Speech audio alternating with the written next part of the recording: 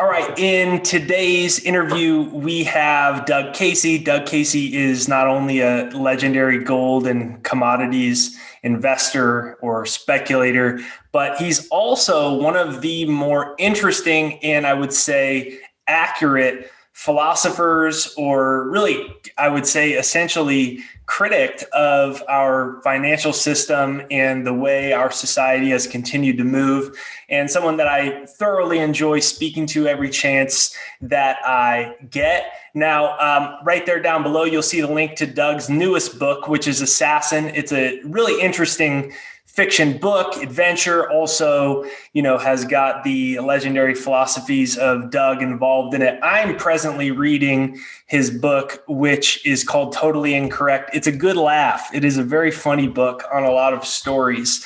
And so without further ado, thank you to our channel sponsor, which is Vizsla Silver. Thank you, Vizsla Silver. So make sure you hit the like button on this side right over there, this side right over there, and let's dive right into the video. How you doing, Doug? Fine and dandy, Jake. I've gotten into the habit of saying fine and dandy since George Carlin, in one of his videos, drew it to my attention. It's a strange way of describing how you are, fine and dandy. Anyway, that's the way I feel, fine and dandy. So what do you think would happen to George Carlin if he was doing his same bits right now? Well, I wish I'd gotten to know him. I wish I'd met him when he was still alive, because he really was a comic genius. And he was a great thinker. And I love the philosophy that he interweaves in a lot of his comedy. So, and I think predictably, he became much more cynical and even bitter in his later years, because he's seen enough to know that life on this planet is really kind of a tragedy. In fact, I'll go so far as to say that if I'm reincarnated, I don't want to come back to this planet, because there are just too many crazy chimpanzees running around, and they're really getting out of control. You're right. They are getting a little out of control here. So one of the things that I wanted to ask you, and that you're looking out right now and you go, things are getting a little, we had a government lockdowns that have put, we just talk a lot about America, of course, but think about in a lot of developing countries. You're in Uruguay, a lot of these places all around the world really relied off tourism. That's been shut down. So not only in America and Canada do you have a lot of people that are unemployed and can't pay their rent, can't pay their mortgage, but you think globally, and that's rarely taken into account in the news cycles in a lot of the Western worlds. And so we've got this place where the stock market's kind of teetering. People are wondering, are they going to let this thing go down? Or are they going to go into hyperspeed? And so I'm curious, what's your assessment right now on what is happening in the world and the global political, socio, and financial system that we have? Excuse my dog, she's friendly.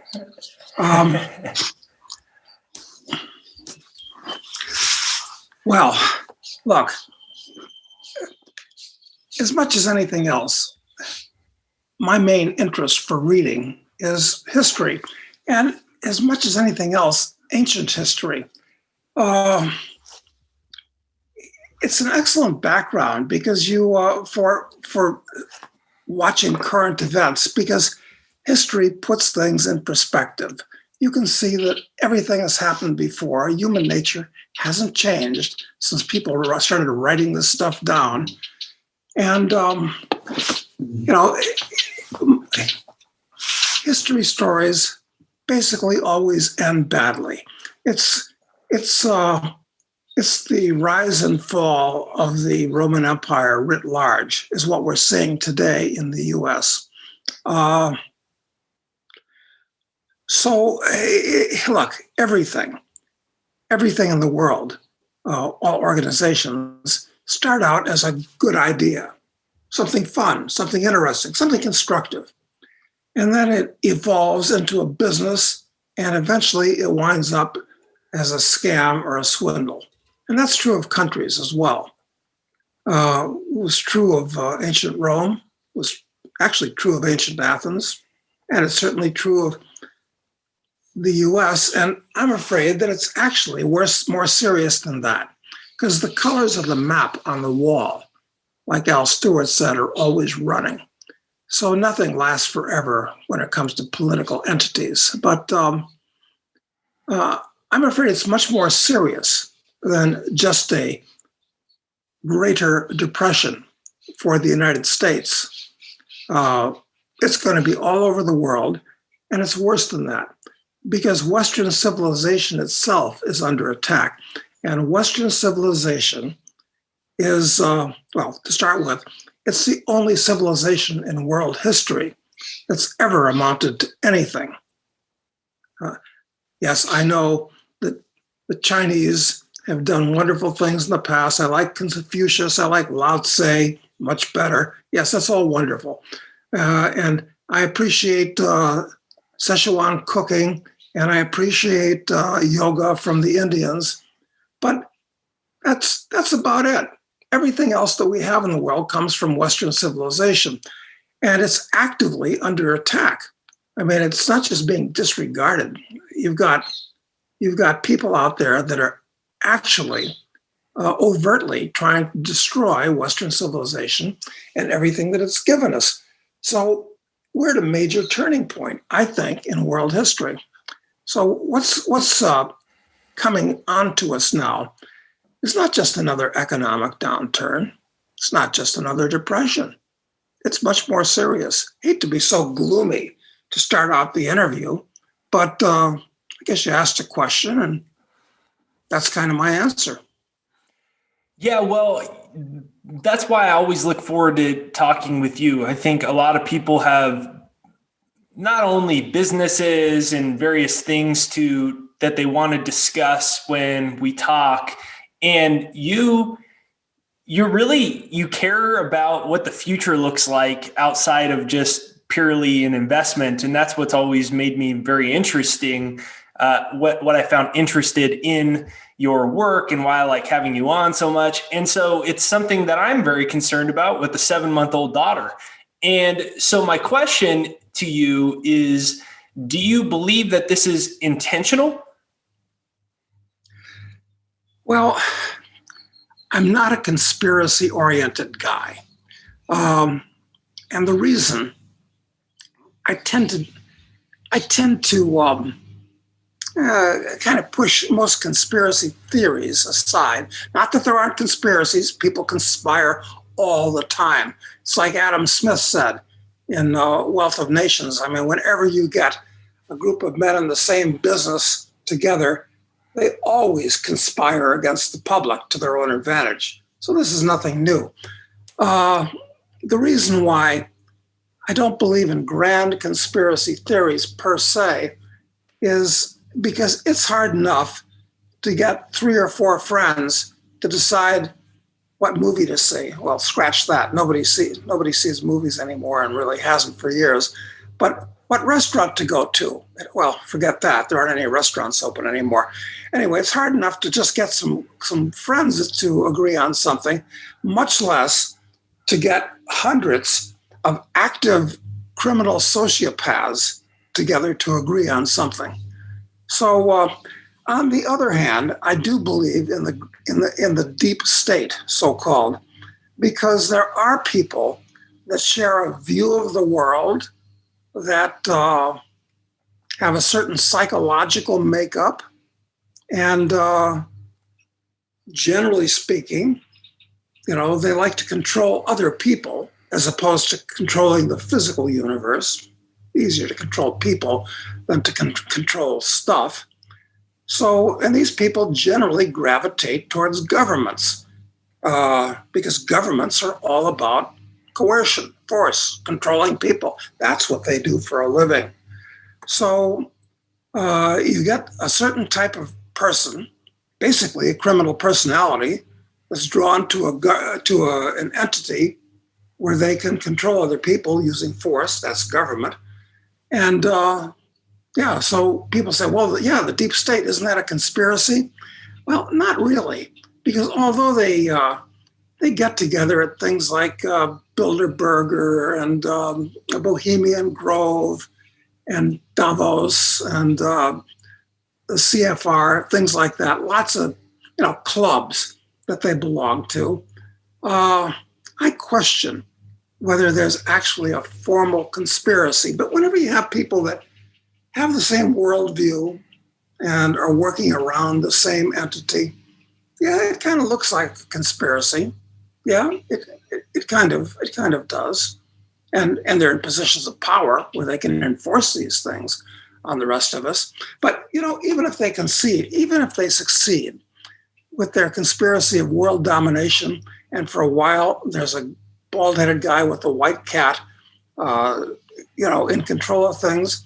These people are all criminal personalities, and they'll start conspiring again with each other, to destroy the guy next to them or the guy that's coming up the ladder below them.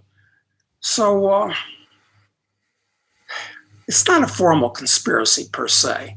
It's just the way the world works. I don't know if I'm being clear with that or not, Jake.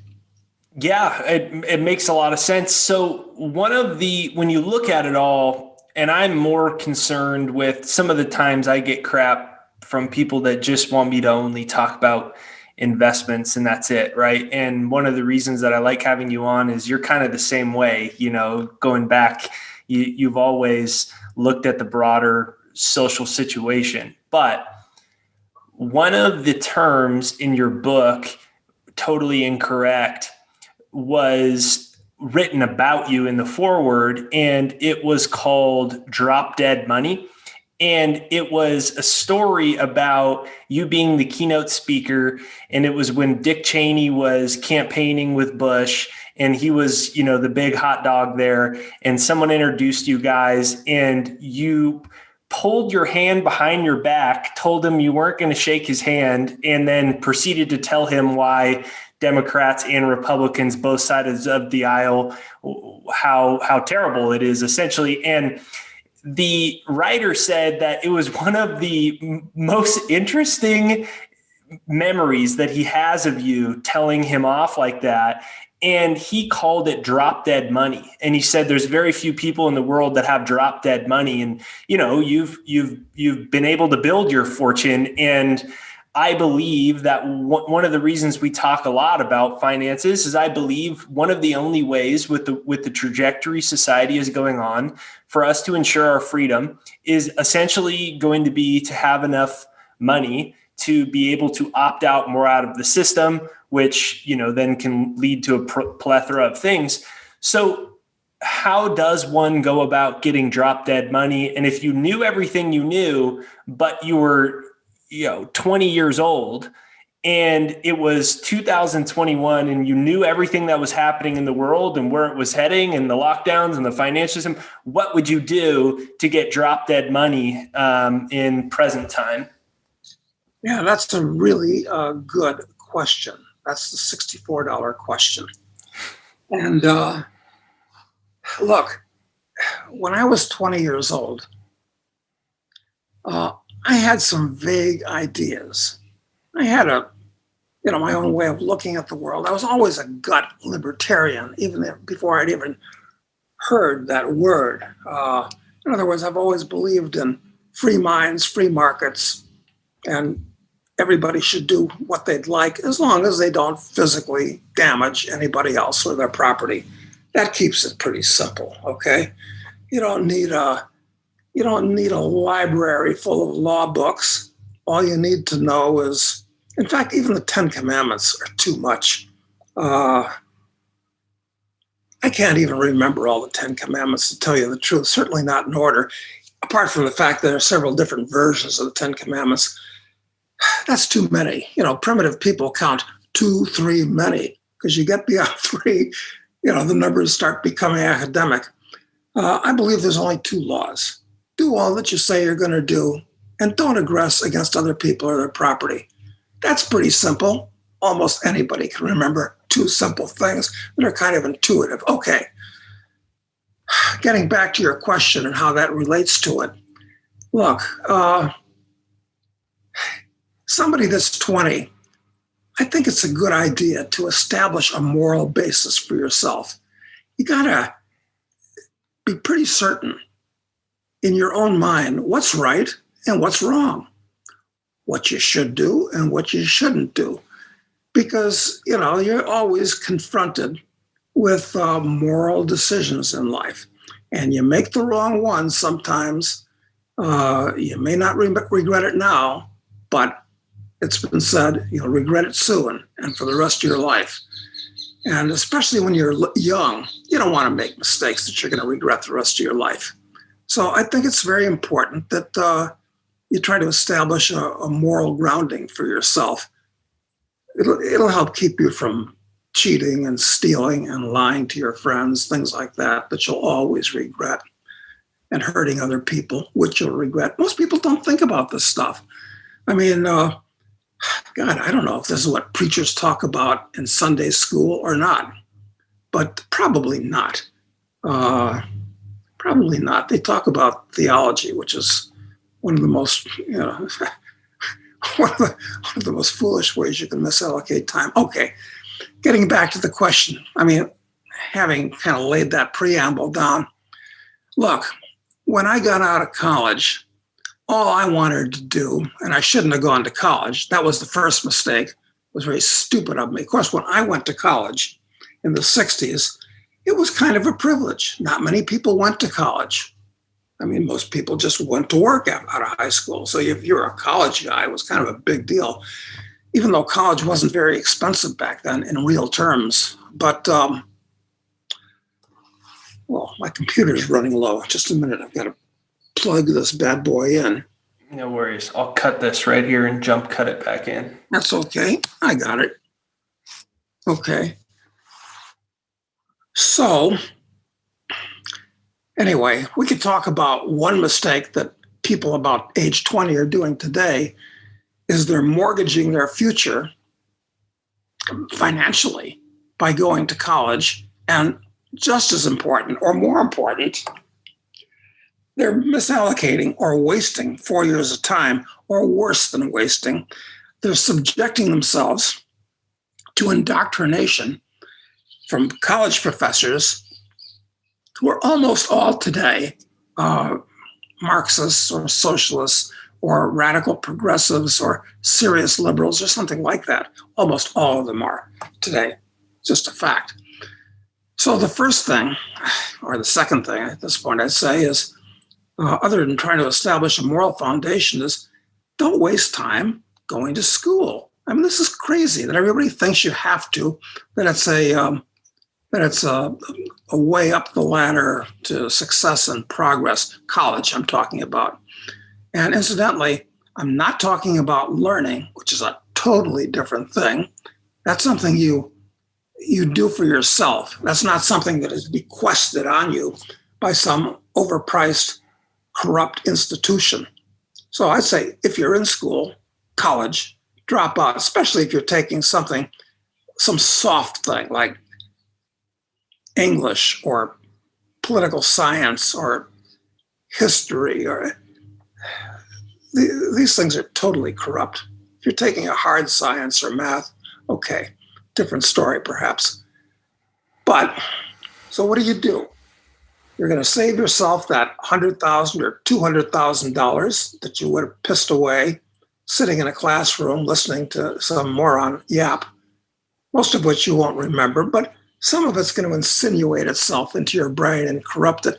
When you're of a certain age and an authority figure says something, especially an authority figure that you're paying to listen to, hey, you take it as truth. Even, subtly, you take it as truth. Okay, big point. Don't go to college today. Use that 4 years and the money you'd save to do something intelligent. Now, what might that be? I'll give you a practical plan. You're looking for specific advice, okay? Here's some specific advice. There's a company, I forget the name of it. I'm sure people that know how to use the internet properly can look it up in a moment.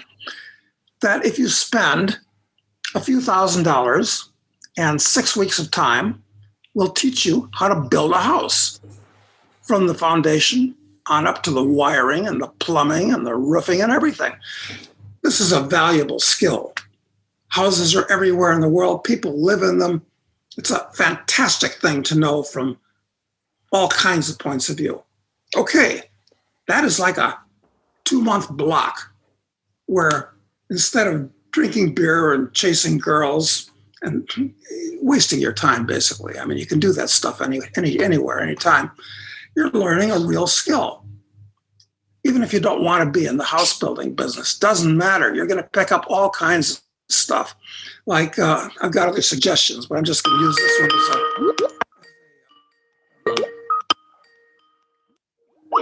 as a springboard to go on.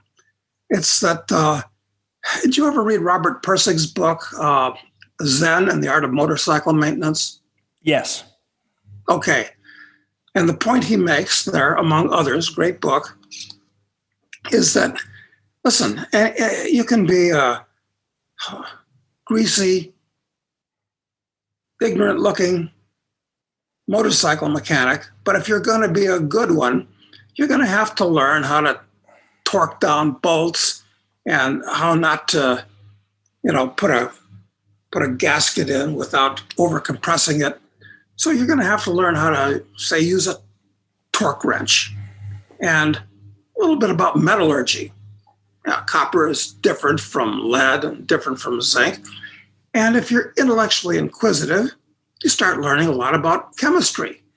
And if you start learning about chemistry, you follow into physics. And from physics, you get into astronomy. And from astronomy, you get into philosophy. And philosophy, you get into literature. So even though you're still earning your living as a really excellent motorcycle mechanic, because you know all the details, you're not just being a robot playing with stuff on a motorcycle.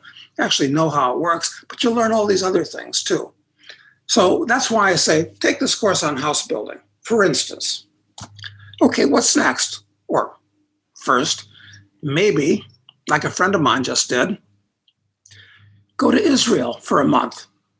Several advantages. I'm not a Jew, nothing about Israel, but you go there and you're going to see a different country. That's great. That's part of the program, incidentally, is travel a lot, see a lot of different countries. But maybe during that month, why would you go to Israel in particular? I'd go there to take a month-long course in Krav Maga. I've taken martial arts most of my life, and they're wonderful. A lot of advantages to them, but for actual fighting, they're great to have. Boxing is better than most martial arts, incidentally. But you do a month of Krav Maga, you've got the basics. It's basically street fighting. It's mixed martial arts. Very valuable skill to have. So do that, okay? Now you've seen a foreign country, you've picked up a martial arts skill. What's the next thing that you might want to do? Well, there are courses of all types. And while you're doing all this stuff, you ought to be listening to selected YouTube videos. You ought to be reading, a couple hundred important books that are interesting and fun. And that's how you educate yourself. You don't need or want today college. In fact, when anybody comes to work for us, and I just sold my company, the rest of my company, thank you, Jesus. Glad I did that. That was a good pass. But when I was still somewhat involved in the company, when somebody wanted a job with us, they'd like to say, yeah, when I was in college, I took a course in economics. And I'd ask, well, I said, no, why'd you go to college? Why'd you take economics? What did you learn? How much were you corrupted? And God forbid somebody was an MBA. And so didn't you really have anything better to do with like $20,000 or $30,000 or $50,000 and a year or two of your life other than, sit there? Why weren't you starting a business instead of learning to be an employee? So anyway, that's what you should be doing when you're 20. spend that 4 years of time that you would spend in college learning specific things, okay? By doing.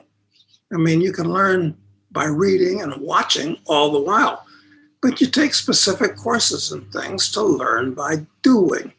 And I'm trying to think of some other courses like that, but there's just a load of them. I mean, it could be, look, if it was possible today, in today's world, overregulated as it is, probably impossible, I'd go to work for a carnival for 2 or 3 months. Why? Just to get to know carny people. I mean, lowlifes, shysters, con men, hey, that's cool. If you don't have any money and you're just a kid, you're not going to get hurt, but you're going to pick up all kinds of interesting data about the way the world works. Good. You don't want to do that the rest of your life, but you do want to spend 3 months there. If you're if you're economically impoverished or of a certain mindset, it's okay to join the military for 2 years. I basically despise the military, but I know lots and lots of soldiers, have some experience in the area. If you're of a certain mind and background and circumstances, nothing wrong with doing that for 2 years. It's not long enough to be corrupted, but you'll get some more experience. Hopefully you won't have to, go to some strange foreign country, meet interesting people and kill them. But, there's all kinds of things you can do. I'm just saying, don't go to college. There's lots of stuff that'll put you head and shoulders above your would-be classmates. If you do all this stuff that I'm talking about, long list, I'm just scratching the surface. But I think you get the idea. After 4 years, if you want to go to college for some reason, which I don't know why, you're going to be so far ahead of the people in school. Well, for one thing, you're going to get laid a lot, but because you've got all this experience. Although, frankly, in today's world, frankly, I wonder why a young male would even want to hook up with a young female, because in this PC society, it's like an invitation to be sued now or 20 years later. So, and of course, you got to travel a lot. That's very important. Get enough money together to buy a round the world ticket set up so you can stop everywhere and stay places. Tickets like that exist. I believe they still exist. And do it. Grab a backpack. Of course, I guess hitchhiking around the Southern Hemisphere isn't as easy as it once was, but you've done that, Jake.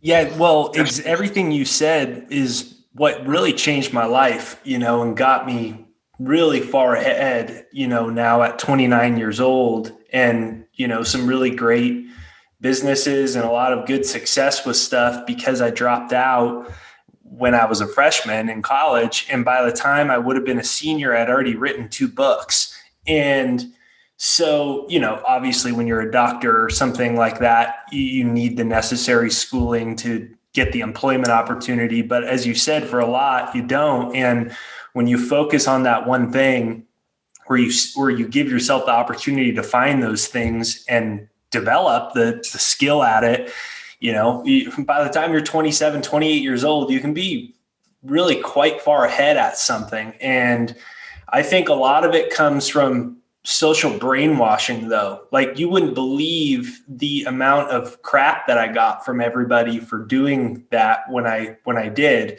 As I told you, my first book begins with me raising my hand, asking my teacher why we couldn't audit the Federal Reserve. And he basically told me to shut up.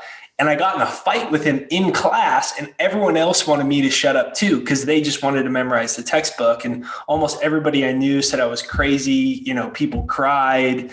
And it's it's so blown out of proportion, but it was difficult because it made me unsure of myself when all the volume outside of me was pressed one way and everything we're told about society and the world.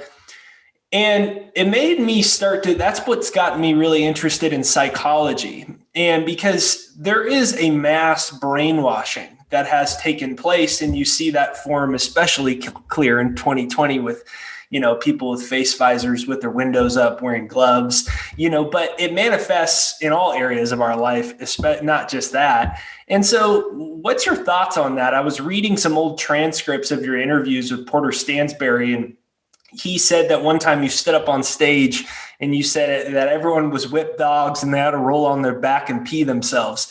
And you were talking about the mentality of our society to follow the herd. And you were saying about how the problem is that essentially we aren't conditioned to have self-respect or self-confidence. And I was wondering if you could touch on that and the philosophies of self-confidence and also this larger brainwashing rant that I just did. What's your thoughts? Well, there can be a fine line between self-confidence and arrogance. And one of the differences between them is that if you have self-confidence, it comes naturally because you know that you have certain skills that you've gained and proven to yourself you have these skills. You know that you have knowledge, and perhaps by the time you've gained those things, you kind of realize that most people don't.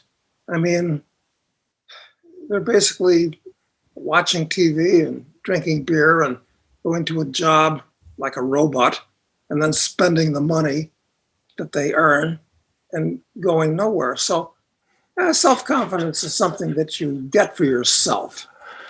Of course, there are a lot of people that look like they're self-confident, but they're like a door made out of balsa wood because, that's so, they're like making pretend that they have self-confidence because they want to be the alpha dog in the pack. Okay. And, so you pretend. Yeah, that's not a formula for success. So I guess the answer to the question is you've got to, I think you've got to be, look, there's lots of ways of dividing people. One way, it's kind of interesting, is you can be inner directed or outer directed. Now, what does that mean? If you're inner directed, as you're flying through life, it's like you got a gyroscope that's guiding you, so you don't get thrown off balance. But I think most people are radar directed. Wherever they go, depends on bouncing around and seeing what's going on with others and what other people think and believe. So it's valuable. I mean, it's good to have radar in it playing, but I think for a human going through life, it's better to have an inner gyroscope. And I think that's the basis of self-confidence. So you said earlier that you were describing how we essentially just mindlessly do things our whole life and spend the little money we have from this thing that doesn't fulfill us, which is also backed up by data. The Gallup poll said about 75% of people are actively disengaged from their jobs, which I guess is a more politically correct way to say 75% of people hate what they do. And, we're in this situation where we are in a place where we have created this weird society where there's so much angst and fear, and there's so many people that are barely just getting by. And so my question is, how does one find the courage then to go against the grain? Is it because you quite simply you find an inner purpose or an inner meaning? And then that goes back to what you said at the beginning, which is about living with morality and values. And it's essentially becomes a philosophy of life to pursue your goals. Yeah, I think so. And, there's an old saying, and actually there's a lot of wisdom in a lot of old sayings. That's why they're old sayings. Because, it's that too soon old, too late smart. And a lot of people realize these things when they get old through sad experience. It's better to look. When I was in high school, and I went to I went to a 4-year boarding military school. Okay, and so maybe in some ways that gave me a leg up on most people that didn't work because it was an academically challenging, in other ways challenging environment. But I never had any good counsel there.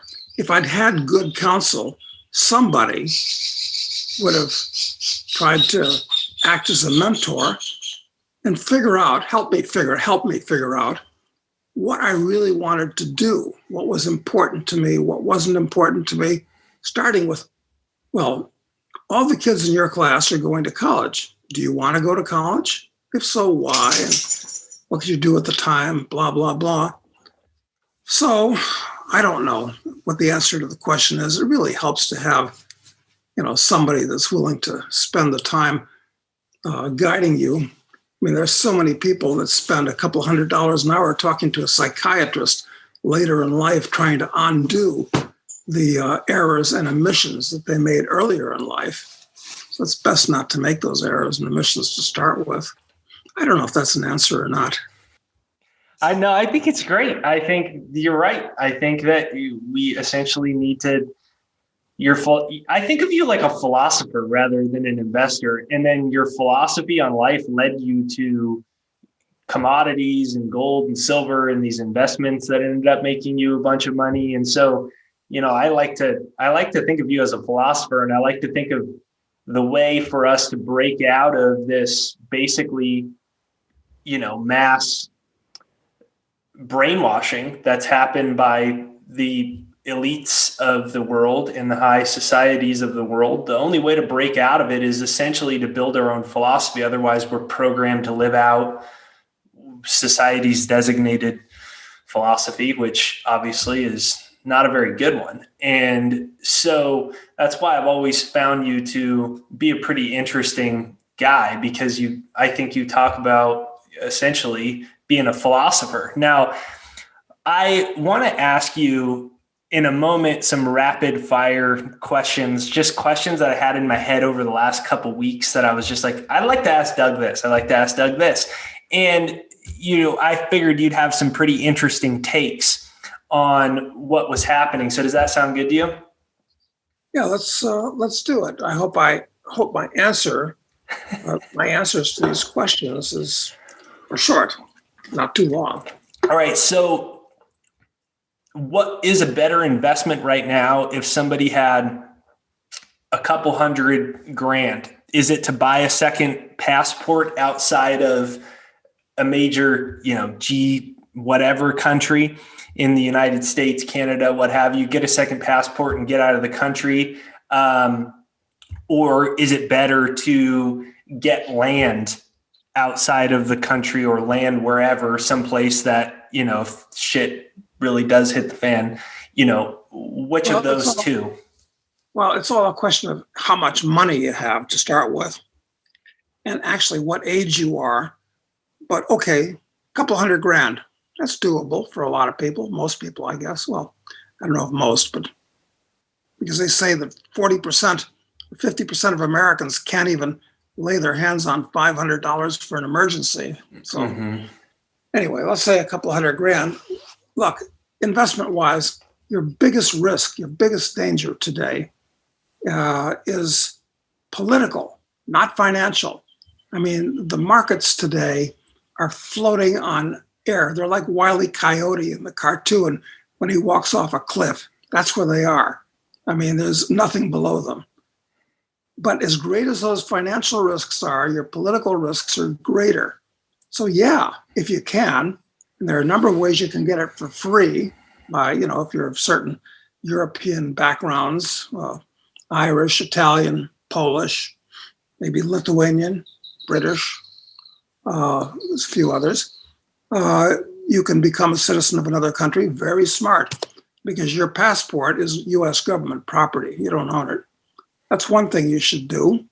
And I think it's important to have a crib someplace in the world where you can store your stuff. I mean, Superman's got to have his fortress of solitude, as it were. So Yeah, that's important. Or, just as part of your life experience, pick a country and go and live there and become a citizen. And you'll pick up a language as well, which is usually one of the requirements for becoming a citizen. So I don't know if that answers the question. Yeah, I was just curious which one you would rank. I hate to give specific investment advice because, look, you tell people, buy this. And if they buy it and it goes down, you're an idiot. And if they buy it and it goes up, it's because they're a genius. So it's a no-win proposition, telling people what to do with their money. Also, if you need to ask for investment advice, you shouldn't be making an investment. It's something that you got to know enough about the subject that you can make your own decision instead of listening to somebody touch you on something. So that's part of the answer too. Yeah. So obviously that wasn't a super big investment question in terms of, stock, a commodity, right? I was just curious where you ranked in terms of a passport versus having land. Now, let me ask you a question I've been thinking a lot about recently, which is what happens to the gold when the United States invades Iraq, Afghanistan, Libya, whatever? Where does the gold go from these places? Did you see that movie with, I think, George Clooney? I think it was called Three Kings. Yeah, I just watched it the other day, and I wanted to ask you what you think happens to it. Or there's another one that's really kind of a takeoff from. It was Kelly's Heroes with Clint Eastwood about World War II. I haven't seen that one. Oh, it may even be better because it's actually a very subtle comedy where the American army hears that the Germans have a lot of gold stored someplace, and basically the ordinary soldiers launch an assault on the Germans to steal the gold. And it's a very, very good movie, Kelly's Heroes, talking about that. So look, it's like I've known a lot of mercenaries in my life that have run around third world countries doing stuff. And a lot of people think, well, gee, it'd be great to have the training and be a mercenary. And the going rate is about $10,000 a month, tax-free, or at least the US government's not going to know you're getting it. And they better not find out either. But basically, these guys are in that not to collect the money, but to rob the local banks. I mean, that's basically what it's about. The mercenary companies are there to tie up mineral rights and things like that for performing their services. So, how did I get off on that tangent? Where's the gold go, though? Do you think, right? Because that was a funny movie. But where does it go? To the Federal Reserve? Does it go to a bank in Switzerland? Because that's a lot of gold. Libya and Saddam's gold. I'll tell you what. I'll tell you what I've heard, and of course, there's no, this isn't reported in any official publications by the IMF or whatever. But okay, what happened to Libya's gold? Libya had a lot of gold. When Gaddafi was, after he was murdered. Well, it turns out, it's sad, but a lot of that gold was stolen by central bank officials, and they went off to Saudi Arabia, as Idi Amin did, actually. Idi Amin, after he left Uganda, after being one of the most, but not the worst, criminal dictator on the continent, he stole most of the Uganda's gold, put it on a plane, and flew off to Saudi Arabia. Those are two examples. But where did the gold that Saddam had, where did it go? Gee, I've never seen it reported. I mean... Well, that's why I'm asking you. What happened was that question came to my head and I asked it on Twitter, and then somebody said, watch the movie Three Kings. And it's a fun movie, but that's not what happens to it. And so, yeah, that was what I was curious. Does it go to a central bank in Israel? Does it go to a Swiss bank? When the United States goes into Afghanistan and Iraq and whatever else, Libya, whatever other places, they obviously have gold. And so I was curious. You There's never no hear right about it answer, right? There's no right answer, but I was just curious. because the guys that are in and around the government or the military, they're not so stupid that they're going to advertise the fact they stole gold. I suspect most Right. of it is actually stolen and sequestered someplace. I mean, that's actually what the name of the game is. You never hear about it. It's just kind of, let's forget about it, and it disappears. And of course, there have been these rumors for many years because the Federal Reserve has never been audited. Is there actually 261 million ounces of gold in Fort Knox and in New York? Well, they say there is, but you really should do an audit if you're running, you really should. Or maybe it's still there, but it's all been hypothecated somehow and somebody else. Who knows? I mean, this is an accident waiting to happen when people don't know these things. Yes, I don't know the answer to it either, but when I was thinking of it and I had you on the schedule, I said Doug would be an interesting person to ask this question to, because it seems like there'd be a lot of gold with that. So I've heard Jim Sinclair say before that he thinks that eventually the deep money that controls the global financial system will one day let the price of gold run, or maybe even manipulate it to the upside, or what have you, in a really major way. Do you think that that's a possibility, or are you in the camp where you think something like that wouldn't occur? I think the Federal Reserve and the US government have already lost control of these things. I think the next step is going to be much higher interest rates because they can't buy any more bonds by printing money to buy the government's bonds. I mean, the dollar we might have a credit collapse first, or in different parts of the economy while the dollar is being inflated out of existence. But we're really on the edge of the abyss. I mean, it doesn't seem like it right now. Everything seems pretty normal still. But I'm going to be really surprised, and I hope I am surprised, but I'm going to be really surprised if the economy doesn't go into full collapse and starts looking like chaos within the next year, maybe by the end of this year. But I don't know if I answered that question directly or. So what do you think they're? So that's. I mean, I don't know, Jake. I don't believe that these people can manipulate gold to start with. Why do I say that? Because the powers that be actually don't care about gold.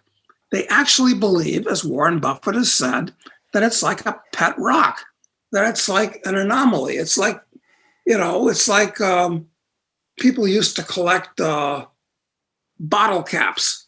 And so idiotically, the US has 261 million bottle caps. There used to be a guy, look, for many years, people have been indoctrinated and taught that gold is like a figment of your imagination. It's a pet rock. I mean, who's stupid enough to take it out of the ground in South Africa to put it back into the ground in a bank vault? That was something they used to say. There used to be a fool who I knew kind of.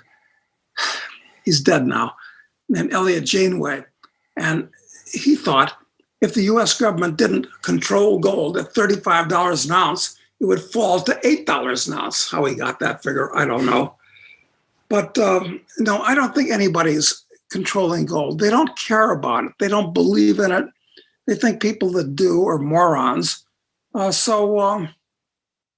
No, they don't care about gold. They're going to have a big surprise because I hate to be continuing bullish on gold when it's at $1,700 and something dollars an ounce, because I started buying it at $35 an ounce. So it seems pretty expensive from that point of view. But yeah, it's going higher. I think it's going a lot higher. Although I hate to buy things that have gone up a lot. But I'm not betting on gold going up. I'm betting on the dollar collapsing. and gold being reinstituted as day-to-day money. I think it's going to happen after we get through a period of time when we have a police state in the US and around the world, when who knows if they'll make gold illegal. I mean, look, we're in terra incognita here. Anything could happen. I mean, look, let me give you a little bit of background here. In 1910, I mean, Europe was peaceful, prosperous, civilized. I mean, it was a great place. By 1920, they'd killed millions of people. They destroyed the continent, and the terrain was totally different, with everything from the Soviet Union being created to empires falling. And then in another 20 years, you had World War II, totally different again. 1930, the Great Depression, 10 years changed a lot. And then by 1940 to 1950, a different world again. So I don't think I'm at risk in saying that, especially now, in 10 years, the world is going to be as unrecognizable, more unrecognizable than it was in the past in those instances I just gave. What do you think the probability, you said a police state, what is the probability of that occurring, and how far underway is the process? Extremely, extremely high that it's going to occur, and it's well underway. I mean, the fact that they passed this ridiculous COVID bill for $1.8 trillion. Where they're spending this money, I mean, it basically is coming out of the pocket of the average American. Why do I say that? The average American doesn't pay a lot of taxes, but if the average American can save anything, he saves dollars. It's going to destroy the dollar. I was just looking at something this morning. $10 billion, actually, they say, but possibly up to $12.5 billion to reopen K through 8 schools. Wait a minute. How many K through 8 students are there in the US? I'm going to guess 15 million. So what is that? Let's see. A billion is 1,000 times a million. So what does that mean? They're going to give 1,000. It takes $1,000 per kid to reopen the schools. This is actually insane, the money they're spending, and it's all going to go into people's pockets, well-connected people, through companies that are hired as consultants and all that. It's look, they're going to make more laws, more regulations. I mean, we've seen plenty of regulations this last year, and Americans are so hysterical, they'll believe almost anything and do what they're told. No, this is not good.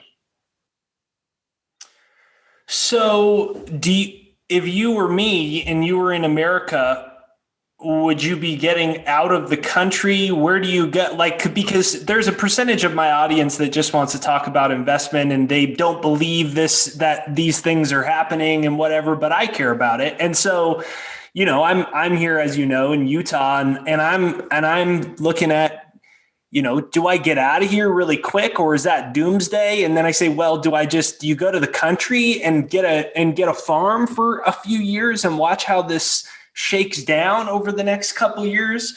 What's your thoughts? Well, I eat my own cooking, and I've traveled to 155 countries. I've lived in 10 countries. And I'm speaking to you now from a large estancia in Uruguay, where I've got cows and horses and chickens and all of, and a mile of riverfront and a big pond with fish. I've got all this stuff. So there's something to that, but I can still live a civilized life here. The internet works. So yeah, I think that's intelligent to think about. But I'm sure a lot of your listeners are asking, yeah, okay, that's great, but you got to have money to do that. I need to make some money. Maybe I should buy GameStop tomorrow, and maybe it'll go to $1,000 a share or something like that. More likely, it's on its way to zero. I mean, in the long run. As you know, I don't like to give investment advice per se, but I'll tell you what I'm doing, and I may be wrong because the whole economy might collapse in a runaway deflation is I'm very long gold mining stocks because they're the most volatile class of stocks on the planet, more volatile than tech stocks, which is saying something today. They're the only thing that's cheap in the market. And I think there's going to be a panic into gold and also to silver and hopefully a bubble, hopefully a mania. And I'll be able to blow them all out in a year or two and buy Berkshire Hathaway when it's maybe a half or a quarter of its present price. Make my life simple and easy. That's kind of my plan in a nutshell, okay? Other than, living here and enjoying myself. You can't travel anymore. It's impossible to, well, you can, but it's so damned hard, international travel now with your testing and, when as I left. Far as I'm aware, Costa Rica is the only place I'm aware of that you can get in without any tests or anything. Mexico too. Mexico too? Okay. Too.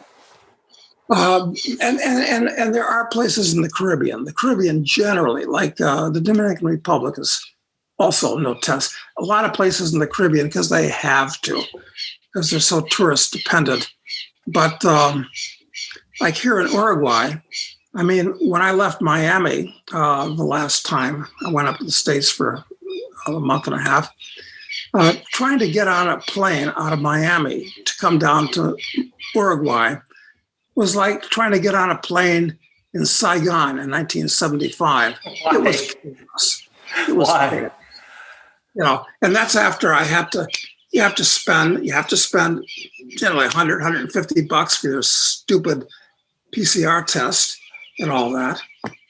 So now international travel is not what it used to be.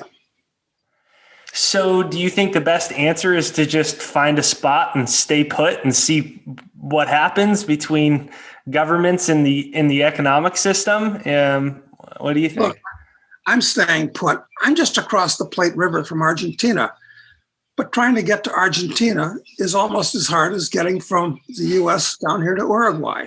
And it's true of all these damn countries. All over the world, all these governments have locked everything down with testing, but they like it. They like the extra measure of control. It's a huge extra measure of control. This is bigger than the phony war on terror as far as controlling people's concerned. We're a long way from the day as late as the 1980s when if you had a ticket and you could run to the plane before they pulled up the jetway, you were cool. Now you got to get there 2 hours in advance and papers. And it's not going to get better anytime soon. It's going to get worse. So I don't know what we can do about that. I'm just describing reality. I guess most people aren't traveling internationally, but it's a genuine pain today. International travel is still down 75% from what it was a year ago. And I don't see how it's going to get much better. And it's a pain. Even if it gets better, it's going to be awful. So yeah, I'm kind of sticking here. So you have your International Man newsletter, which I like a lot, and I've befriended your AKA Jim Jeff Thomas. Yep. And I love what you guys write about. And you said you have a good one coming up here. I'll put the link right there down below. Make sure you hit the like button on this side or this side right over there to send this out to more people. Comment down below. Let us know what you think of this episode. And tell me what the topic of this one coming up that you said is so good that you said you're excited about. Good, I'm just talking about some of my experiences with creatures of the deep state. Because running in the circles I do, I've had some chances to meet high government officials, and the encounters are often amusing. So that's what we're talking about. It'll be entertaining. Yeah, exactly. All right, cool. So right there down below is the International Man for everyone to check that out. We'll put the link also to Doug's newest book right there down below, which is called Assassin. And thanks for coming on, Doug. Okay, Jake, it's always a pleasure talking to you. It's almost as if you're here and we're smoking a cigar together. I wish I was. You said there's a couple. George Carlin, you really wanted to meet in person. Definitely, I would like to smoke a cigar with you in person. And so either your guys got to open up their border soon, or we'll figure out something else out.